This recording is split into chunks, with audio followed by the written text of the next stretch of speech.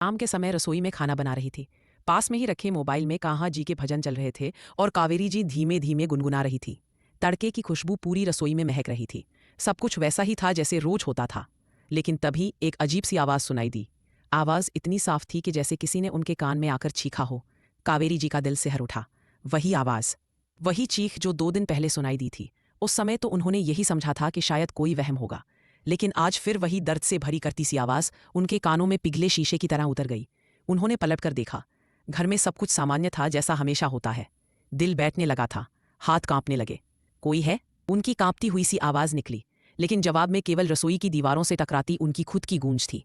बरामदे में आकर चारों ओर देखा, आंगन में, पड़ोस की ओर, पीछे के आंगन की तरफ ही गई। हर ओर सन्नाटा पसरा था। कोई इंसान नजर नहीं आया, लेकिन दिल में एक अजीब सी बेचैनी घर कर गई थी। क्या कोई मुसीबत में है? कहाँ से आती है ये आवाज़? इन सवालों का जवाब उनके पास भी नहीं था।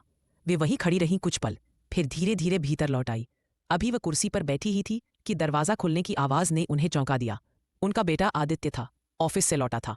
ये कैसी बदबू फैली हुई है घर में? उसने नाक सिकोड़ते हुए कहा, और तेज कदमों से रसोई की ओर बढ़ा। रसोई में पहुंचते ही उसकी आंखें फटी की फटी रह गई। गैस धू धू करके जल रही थी और कढ़ाई में रखा प्याज टमाटर का तड़का जलकर राख हो चुका था।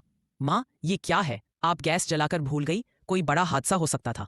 आदित्य ने गुस्से में गैस बंद की और कढ़ाई को जोर से सिंक में पटका। गुस्से में तमतमाता हुआ बाहर आ गया।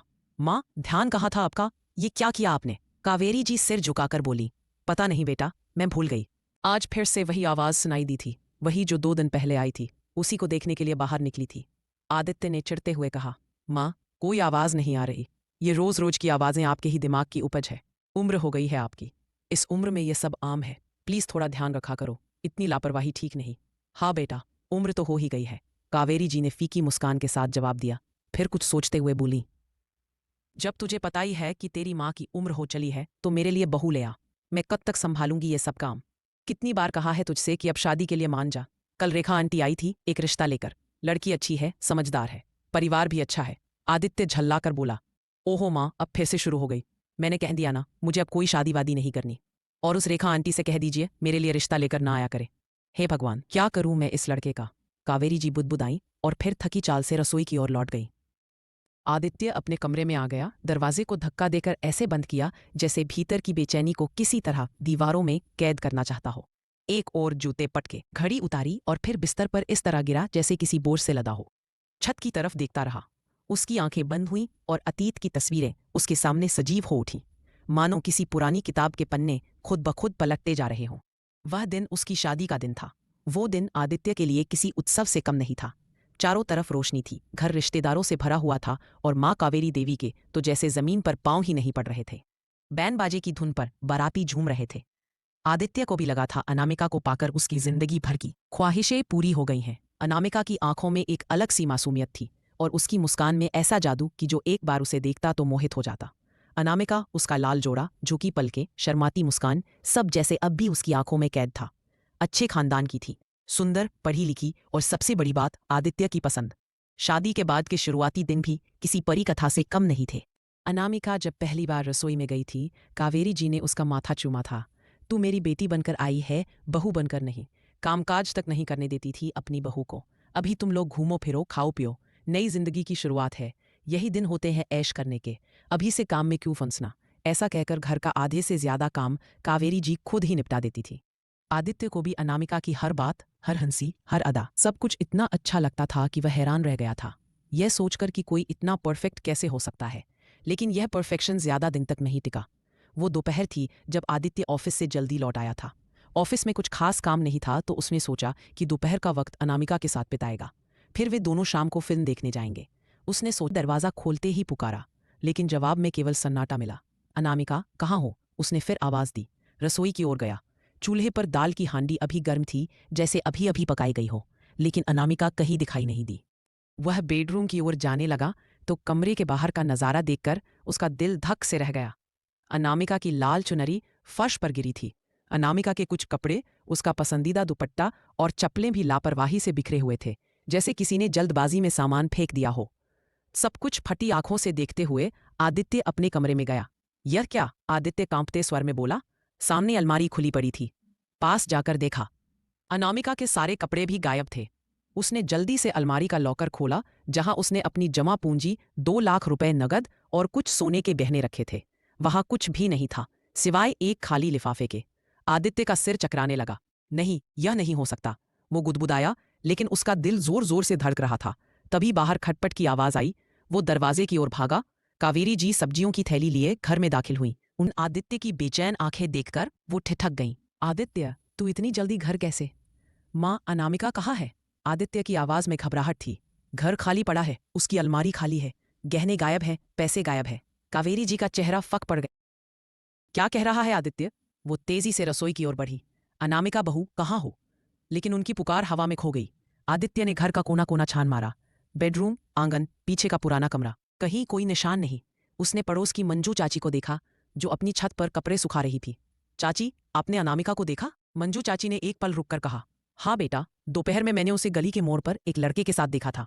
पतला दुबला सा था। दोनों जल्दबाजी में थे। मैंने सोचा शायद कोई रिश्तेदार होगा। आदित्य का खून खोल उठा। कैसा लड़का? कब? 1 बजे के आसपास दोनों तेजी से गली के बाहर गए। आदित्य का दिमाग तेजी से चलने लगा। उसने तुरंत अनामिका के मायके फोन किया। माँ जी, अनामिका वहां आई है क्या? उसकी आवाज में बेचैनी थी। नहीं बेटा, वो यहां नहीं आई। क्या हुआ? अनामिका की माँ की आवाज में भी घबराहट थी। आदित्य ने उन्हें सारी बात बताई। इधर कावेरी जी की हैरानी का ठिकाना नहीं था। ये क्या हो गया आदित्य? मुझे तो पहले दिन से उसकी चुप्पी में कुछ खटक रहा था। कितनी शांत रहती थी वो। लेकिन मैंने सोचा नई बहू है, थोड़ी झिझक होगी, शायद समय के साथ खुल जाएगी। आदित्य ने सिर पकड़ लिया। उसकी शादी को अभी 15 दिन भी नहीं हुए थे। अनामिका की वह मीठी बातें, उसकी हंसी, उसका खाना बनाते वक्त गुनगुनाना, आदित्य से अपने प्यार का इजहार करना, सब कुछ इतना सच्चा लगता था। लेकिन फिर ये सब क्या था? उसने बाइक की चाबी उठाई और थाने की ओर चल पड़ा। आदित्य का गुस्सा अब धीरे धीरे एक अनजाने डर और शक में बदल रहा था। क्या आपको पक्का यकीन है कि आपकी पत्नी अपने साथ गहने और पैसे लेकर गई है? थानेदार ने अपनी फाइन से नजर उठाकर पूछा। उनकी आवाज में सख्ती थी। लगता तो यही है सर, आदित्य ने जवाब दिया, हालांकि उसकी आवाज में एक हल्की सी कांप सुनाई दे रही थी। फिर उसने सब बताया, कैसे सब कुछ गायब हो चुका था।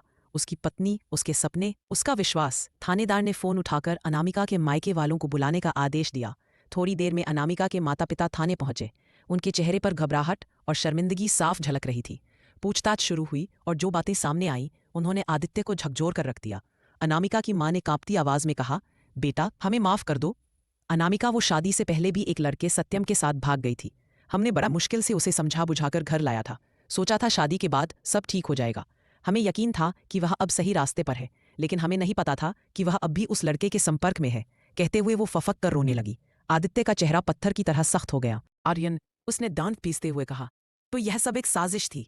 उसने मुझे और मेरे परिवार को धोखा दिया। थानेदार ने उसे शांत रहने का इशारा किया और अपने सब इंस्पेक्टर को फोन पर कुछ निर्देश दिए। शाम ढलते ढलते खबर आई कि अनामिका के फोन की आखिरी लोकेशन पास के बस स्टैंड के पास मिली है। आदित्य का दिल जोर जोर से धड़क रहा था। वह पुलिस की जीप में थानेदार के साथ बस स्टैंड की ओर रवाना हुआ। बस स्टैंड पर पहुंचते ही पुलिस ने इलाके को घेर लिया। आदित्य की नजरें बस हर चेहरे पर भटक रही थीं। तभी एक बस को रोका गया और सबसे पीछे की सीट पर अनामिका बैठी दिखी, घबराई हुई, चेहरा पीला, आंखें नीची। उसके बगल में एक पतला दुबला सा लड़का था, जिसके चेहरे पर डर की परतें साफ नजर आ रही थी। वह आर्यन था। पुलिस ने दोनों को हिरासत में लिया। उनके बैग की तलाशी में सब सोने के गहने और नकदी का कुछ हिस्सा बरामद हुआ। आदित्य ने अनामिका की ओर देखा। उसकी आंखों में सवालों का तूफान था। क्यों अनामिका, तुमने ऐसा क्यों किया? उसकी आवाज में गुस्सा कम, दर्द ज्यादा था।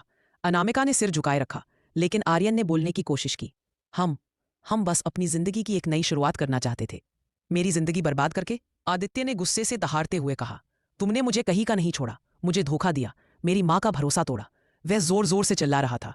थानेदार ने दोनों को थाने ले जाने का आदेश दिया। तभी अनामिका ने आखिरकार सिर उठाया। उसकी आंखें आंसुओं से भरी थी। मुझे माफ कर दो आदित्य, उसने धीमी टूटी हुई आवाज में कहा। मैं आर्यन से प्यार करती थी। मेरे मायके वालों ने मुझे तुमसे शादी करने के लिए मजबूर किया। मैं बस उसी के साथ रहना चाहती थी। आदित्य ने कोई जवाब नहीं दिया। उसका दिल टूट चुका था। उसकी अनामिका, जिसकी मुस्कान को वो अपनी जिंदगी की सबसे कीमती चीज समझता था, वह एक धोखेबाज थी। उसने अपने चेहरे पर एक ऐसा नकाब ओढ़ रखा था जिसके पीछे छिपी सच्चाई ने आदित्य को अंदर तक तोड़ दिया था। पुलिस ने अनामिका और आर्यन के खिलाफ चोरी और धोखाधड़ी का केस दर्ज किया। आदित्य घर लौटा, लेकिन उसका मन एक अजीब से खालीपन से भरा था।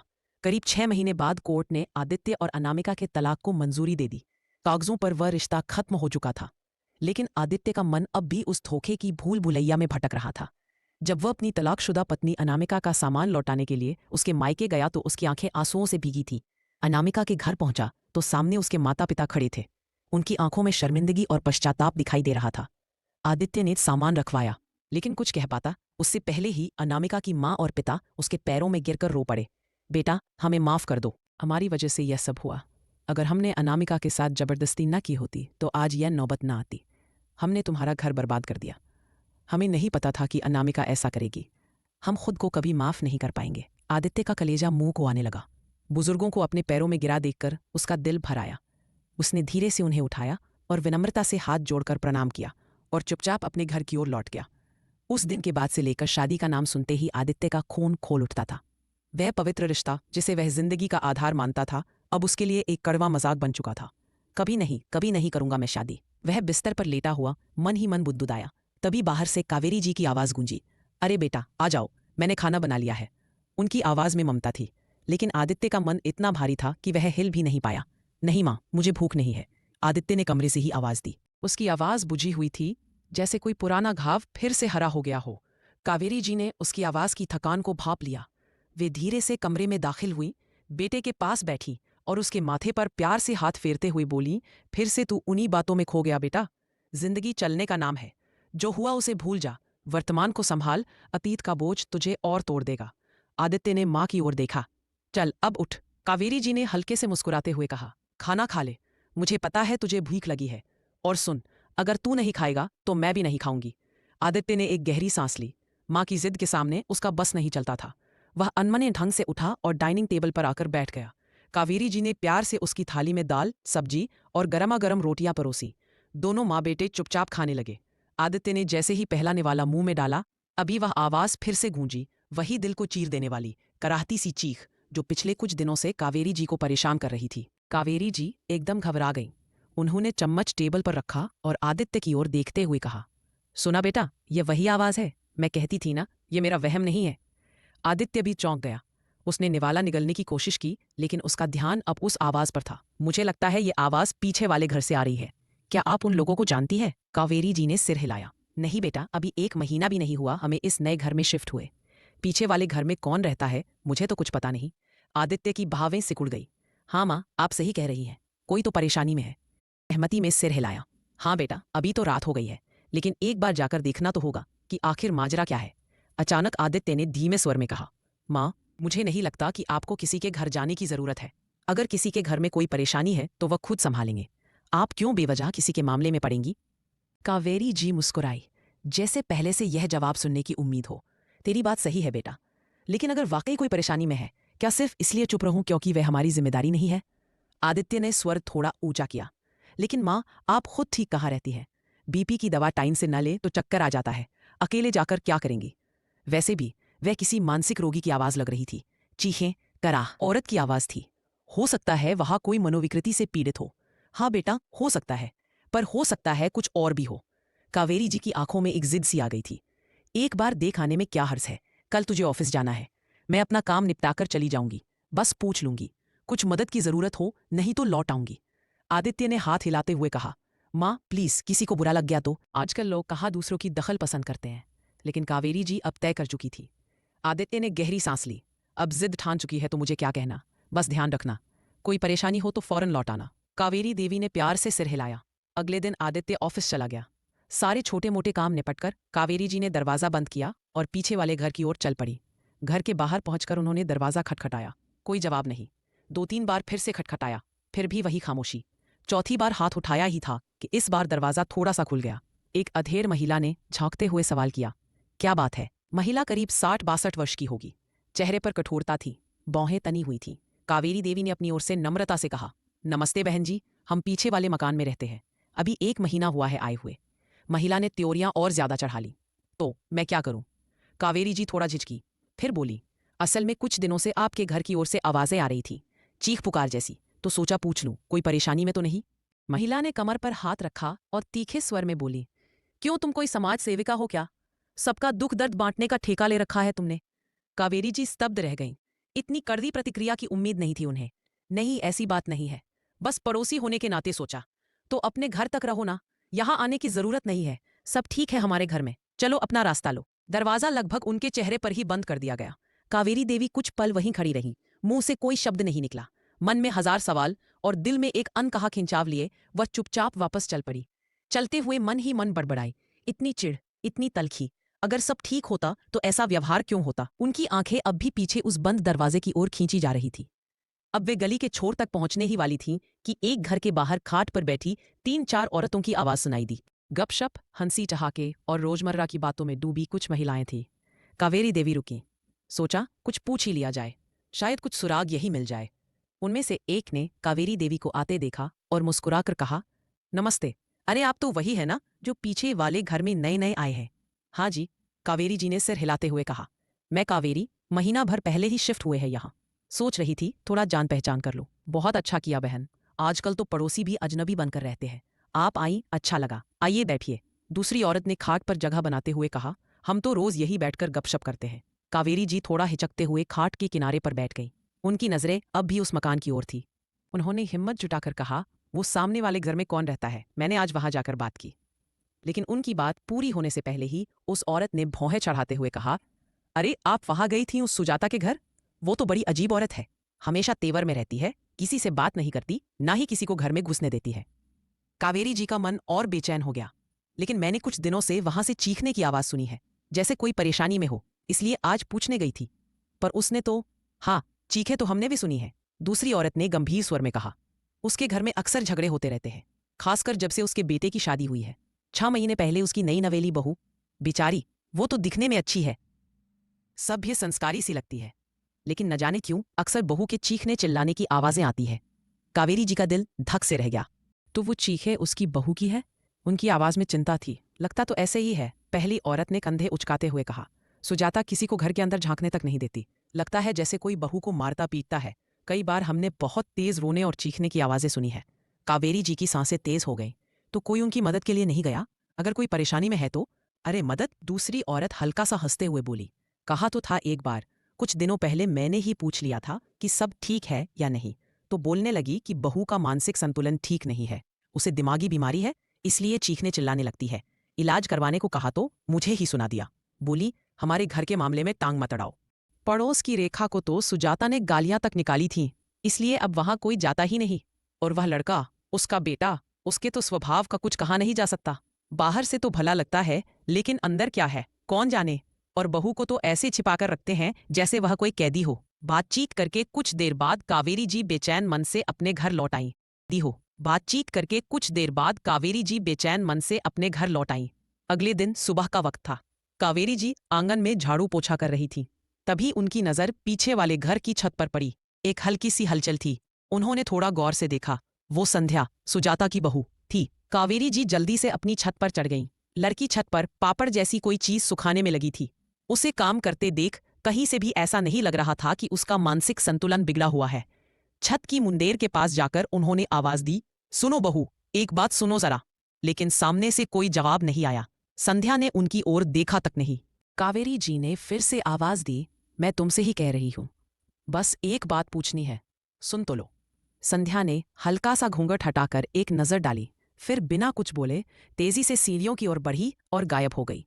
कावेरी जी वहीं खड़ी रह गई। वो मदद करना चाहती थी, लेकिन जब कोई बात ही न सुने तो क्या किया जाए। मन में सोचकर वो नीचे उतरी और अपने बाकी काम में जुट गई। 1 सप्ताह बीत चुका था। आज सुबह उन्होंने कपड़े धोए और उन्हें छत पर सुखाने चली गई। जैसे ही मुंडेर की ओर बढ़ी, पीछे वाले घर में फिर से उनकी निगाह टिक गई। संध्या नीचे आंगन में बैठी थी। सामने कपड़ों का एक बड़ा ढेर था, जिसे वह चुपचाप धो रही थी। चेहरा घूंघट में ढका हुआ था। तभी अंदर से सुजाता निकल कर आई। हरे रंग की कीमती साड़ी, कानों में चमकते झुमके, वो पूरी तरह तैयार लग रही थी। वो अपनी बहू के पास आई और एक झटके में लगभग उतने ही और कपड़े उसके सामने पटक दी। ये भी धो दे, और हाँ, हम लोग जा रहे हैं, शाम तक आ जाएंगे, घर का सारा काम ठीक से निपटा लेना। फिर उसने अपनी दाहिनी उंगली उठाकर आंखें तरेरते हुए कहा, और सुन, दरवाजे से बाहर कदम भी मत रखना। अगर मुझे पता चला कि तू बाहर गई है तो अच्छा नहीं होगा। उसी वक्त अरिंद, सुजाता का बेटा, भी घर का दरवाजा खोलते हुए बोला, माँ अब चलो भी, देर हो रही है। सुजाता ने एक बार फिर अपनी बहू को घूरा, फिर अपने बेटे के साथ बाहर चली गई। कावेरी जी चुपचाप यह सब देख रही थी। बातें ज्यादा सुनाई तो नहीं दी, लेकिन जिस तरह से कपड़े फेंके गए, जिस तरह की चेतावनी दी गई और जिस तरह बहू ने सिर झुका लिया, वो सब कुछ बिना कहे भी बहुत कुछ कह गया। तो यह लोग कहीं जा रहे हैं, कावेरी जी ने सोचा। मतलब वो आज घर में अकेली है। उनका मन फिर से बेचैन हो उठा। अब मौका है। वो मन ही मन बुदबुदाई, शायद आज वह कुछ बोले। अगर मैं उससे बात कर सकूं तो शायद कुछ सच सामने आ जाए। लेकिन साथ ही उनके मन में डर भी था। अगर सुजाता को पता चल गया तो? हाँ, सोचते हुए वो सिहर उठी। फिर भी दिल को चैन नहीं आया। करीब 1 घंटे बाद जब उन्हें यकीन हो गया कि सुजाता और उसका बेटा घर से जा चुके हैं, कावेरी जी ने एक तरकीब सोची। उन्होंने जानबूझकर अपने 2-4 कपड़े छत से उठाए और सुजाता के घर के पीछे वाले आंगन में फेंक दिए। फिर थोड़ी देर रुककर वो उस मकान की ओर बढ़ी। उनके कदमों में दृढ़ता थी, लेकिन दिल में एक अजीब सी घबराहट भी थी। उन्होंने डोरबेल बजाई। एक पल को सन्नाटा छाया। फिर दरवाजा हल्का सा खुला। संध्या ने एक आंख से झांक कर देखा। उसका चेहरा घूंघट से ढका था। कावेरी जी ने नरम स्वर में कहा, मैं छत पर कपड़े सुखा रही थी। हवा से कुछ कपड़े उड़कर तुम्हारे आंगन में गिर गए। ला देना तो? अभी लाती हूं, संध्या ने धीमी आवाज में कहा और दरवाजा बंद करके अंदर चली गई। कावेरी जी ने मौका देखकर हल्के से गेट खोला और थोड़ा अंदर कदम रख दिया। उनकी नजरें चारों ओर भटकी। कोई और नहीं दिखा।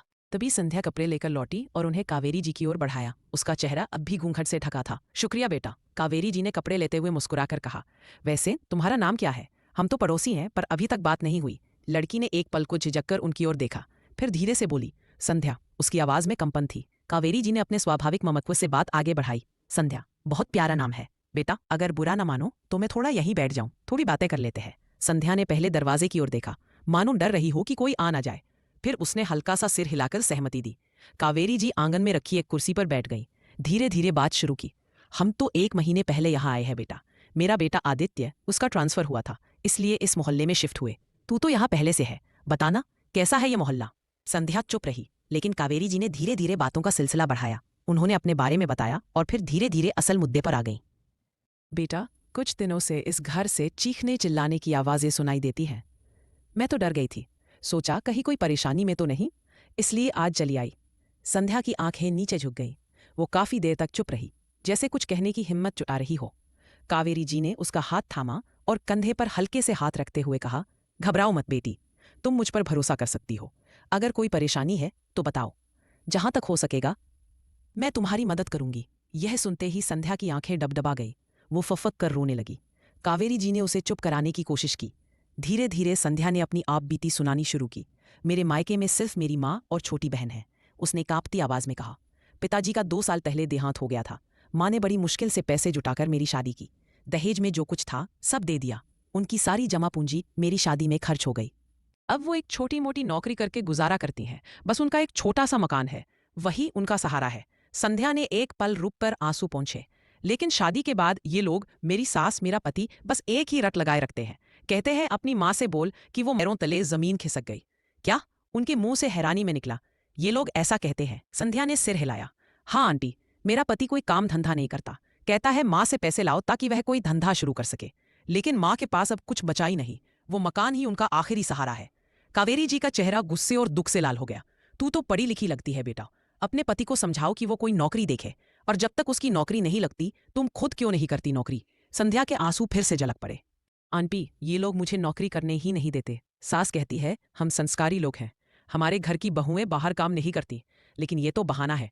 असल में तो ये सब मुझे घर में कैद करके रखना चाहते हैं, यहां तक कि मायके भी नहीं जाने देते। कहते कहते उसका घूंघट हल्का सा सरक गया। कावेरी जी की नजर उसके चेहरे पर पड़ी। काले नीले निशान, आंखों के नीचे सूजन और बाजुओं पर भी चोट के निशान। कावेरी जी का दिल दहल गया। ये सब क्या है बेटी? उन्होंने कांपी आवाज में पूछा। संध्या ने सिर झुका लिया। रोज मारते हैं आंटी। सास, ससुर, पति, जिसका जितना बस चलता है उतना मार लेता है। कभी बेलन से, कभी थप्पड़ से और कभी बेल्ट से। कहते कहते वो फूट फूट कर रोने लगी। इतना मारते हैं और फिर चीखने भी नहीं देते। जब दर्द असहनीय हो जाता है तब आवाजें निकल ही आती हैं। अपने हाथों से दबाकर मेरा मुंह बंद कर दे। कावेरी जी खुद को रोक नहीं सकी। तो क्यों सह रही हो यह सब? क्यों नहीं छोड़ देती इस नर्क को? संध्या ने आंखें पोंछी। कहाँ जाऊंगी? माँ के पास जाऊंगी तो वो जीते जी मर जाएंगी मुझे ऐसी हालत में देखकर। फिर चिंता ये भी होती है कि मेरी छोटी बहन का क्या होगा। बड़ी बहन मायके आकर बैठी होगी तो छोटी का रिश्ता कैसे होगा? उनके पास है भी क्या? बस एक छोटा सा घर, उसे भी ये लोग निगल जाना चाहते हैं। कावेरी जी ने संध्या का हाथ थाम लिया। उनकी आंखों में दृढ़ता थी। बेटी तू अब अकेली नहीं है, मैं हूं ना। हम कोई रास्ता निकालेंगे, लेकिन तुझे इस तरह घुट घुट कर नहीं जीना पड़ेगा।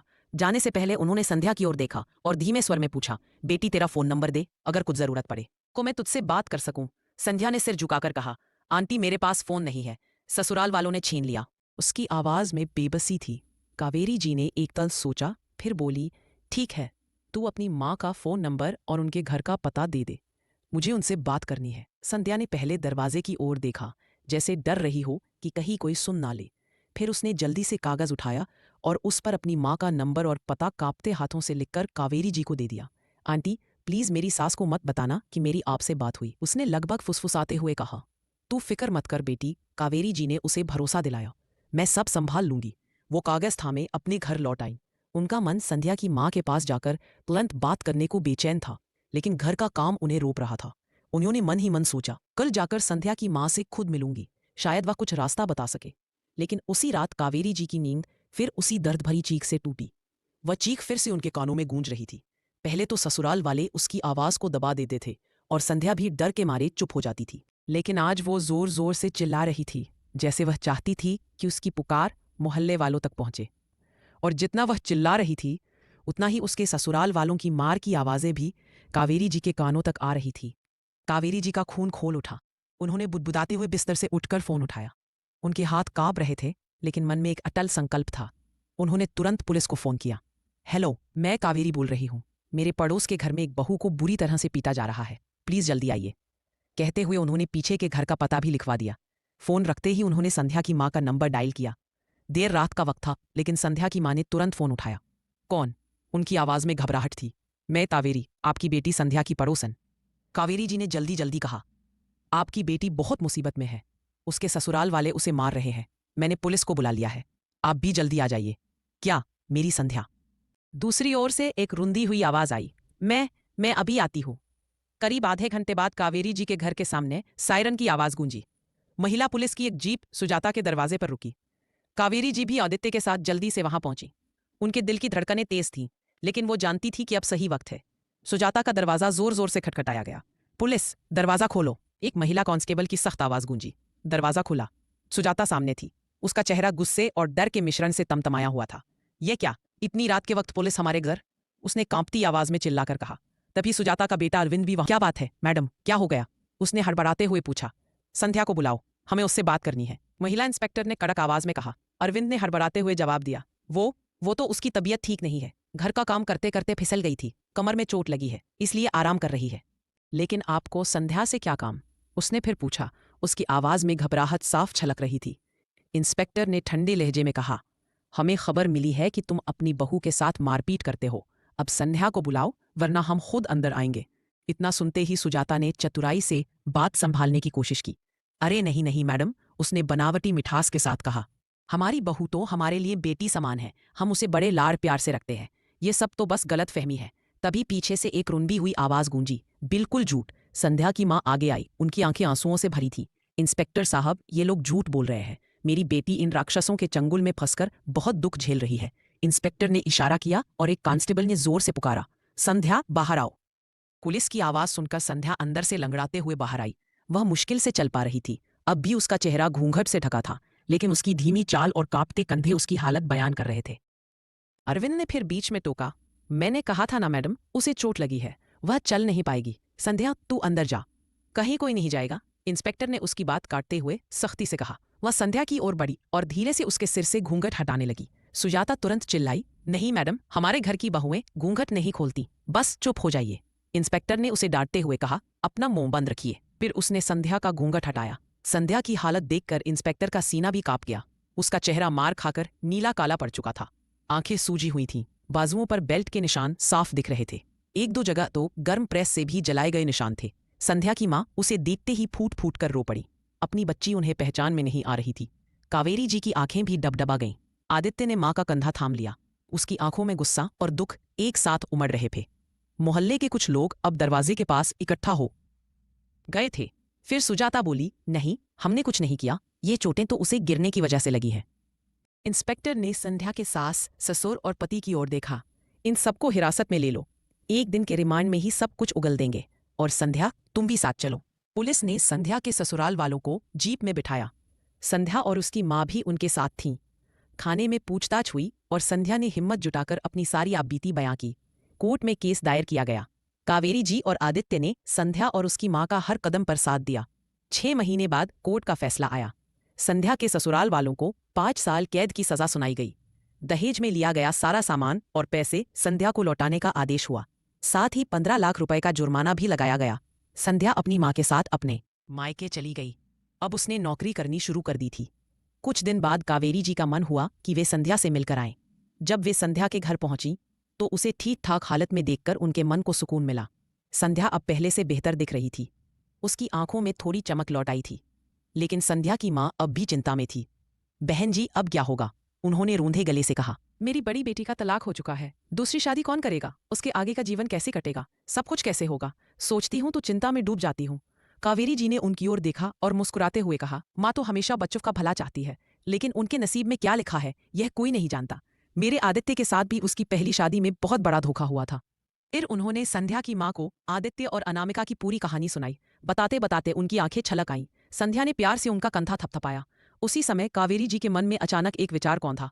उन्होंने हल्के से मुस्कुराते हुए कहा, बहन जी, बुरा ना माने तो एक बात पूछूं, क्या आप संध्या को मेरे घर की बहू बनाना पसंद करेंगी? संध्या की मां की आंखों में एक चमक उभरी। सच कावेरी जी? उन्होंने उत्साह से पूछा। आप कहीं मजाक तो नहीं कर रही? नहीं नहीं बहन जी, कावेरी जी बोली, आपकी बेटी मुझे बहुत पसंद है। अगर संध्या इस रिश्ते के लिए राजी हो तो मैं आदित्य से बात करूं। संध्या आदित्य से पहले भी मिल चुकी थी। केस के दौरान आदित्य ने उनका पूरा साथ दिया था।